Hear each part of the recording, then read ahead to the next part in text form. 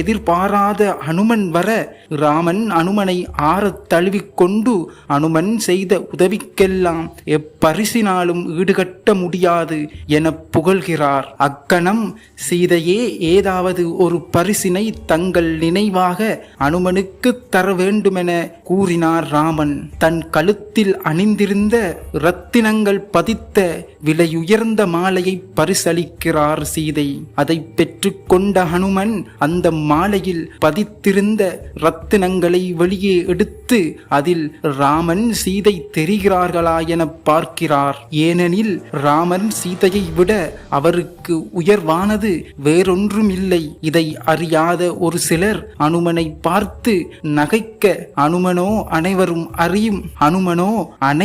அறியும் வண்ணம் தனது மார்பை பிளந்து அதில் தன் இதயத்தில் ராமன் சீதை வீற்றிருப்பதை காட்டுகிறார்.